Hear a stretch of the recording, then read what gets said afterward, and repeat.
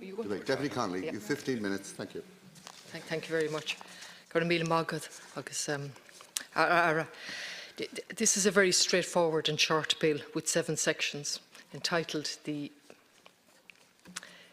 Industrial and Provident Societies Amendment Bill, and the language itself I'm going to come back to. But it's a very straightforward bill with 7 sections. The first, under the heading definition, simply sets out that the principal act is the 1893 Act, and section 7, as is usual in any bill, sets out the short title and collective citation.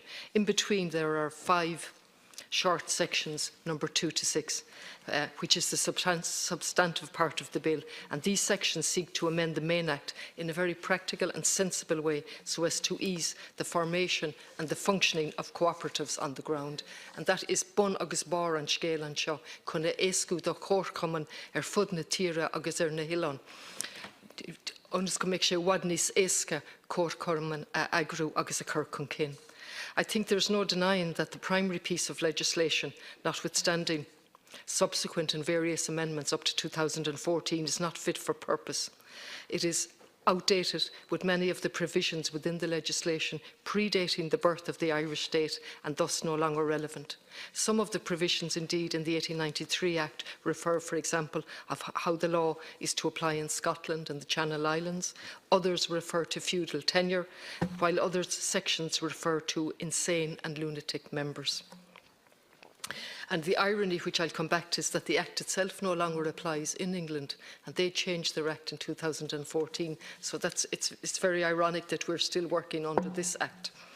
In recognition of this, and to be fair to the Department and the Government, the Department of Jobs, Enterprise and Innovation carried out a welcome, or initiated a welcome review of the Act.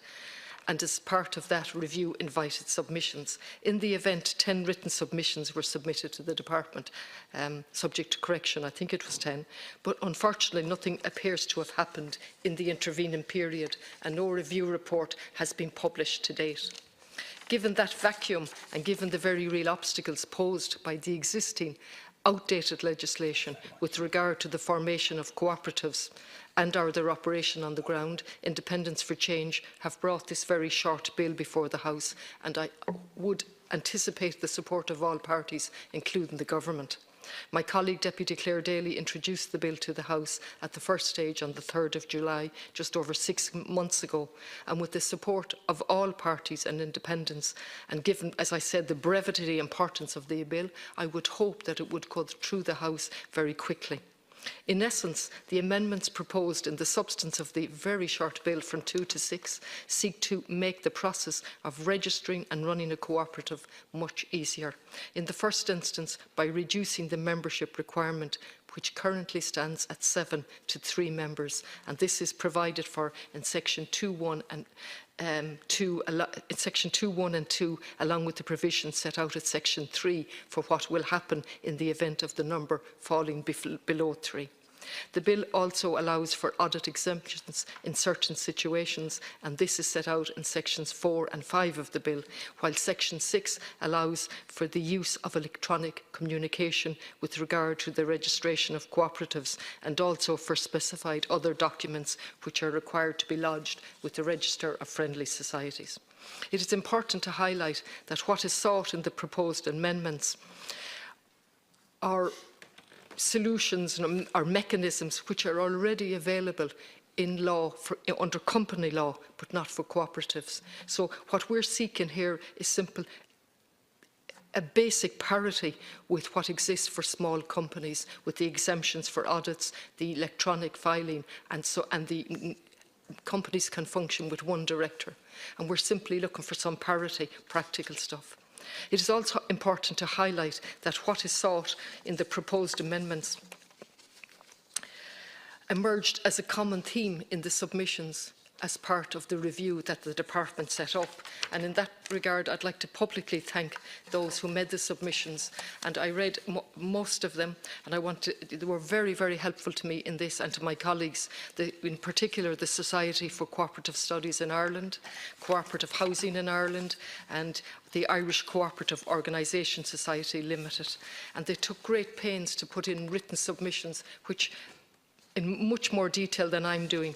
But the common theme that they highlighted lots of problems, Minister, in relation to the antiquated legislation. But the common theme, amongst many others, were the very basic amendments that we're seeking here.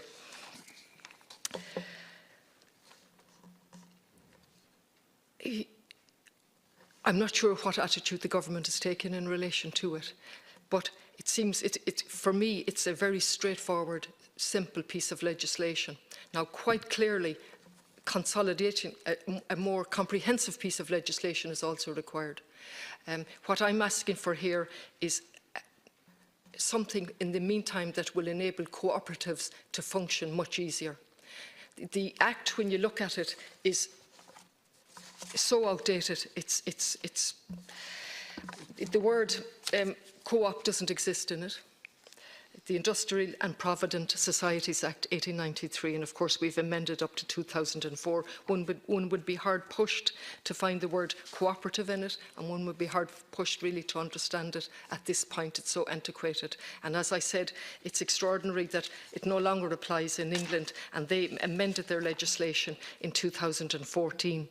And in fact, they set up, under that, they created a community benefited society to offer a distinct set of legal provisions for those cooperatives that are serving their communities. Now, there are many issues on a broader scale in relation to cooperatives, those that are non-profit, those that are making a profit. But to make the passage of the bill easier at this point, we have taken the most basic changes as a starting point. And there is a great need for a consolidated piece of legislation to cover all of the other issues raised in the submissions. Now, of interest as well is that in Europe, various countries have dealt with this in different ways. And for example, in Greece, Italy and Malta, there's support for cooperatives in their constitutions. So they've gone that far to enshrine it within their constitutions, while in other more northern and Nordic countries, the approach they took was to help cooperatives in the form of Fuish Connacht, or relief under the taxation.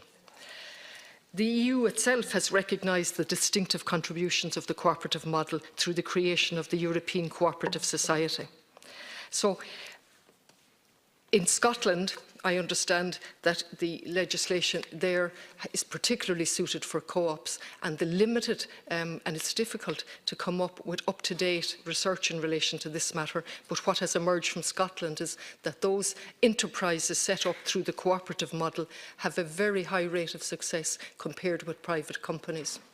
And of course, in Ireland, we know we have a long history, and it would be wrong to stand here in relation to cooperatives without mentioning Horace Plunkett at the end of the 19th century, who was to the fore in setting up the agricultural cooperatives. It would be wrong not to mention the constituency of my colleague on the right in relation to Columkill and Father MacDwyer and the tremendous and Trojan work that he did along with the community up there.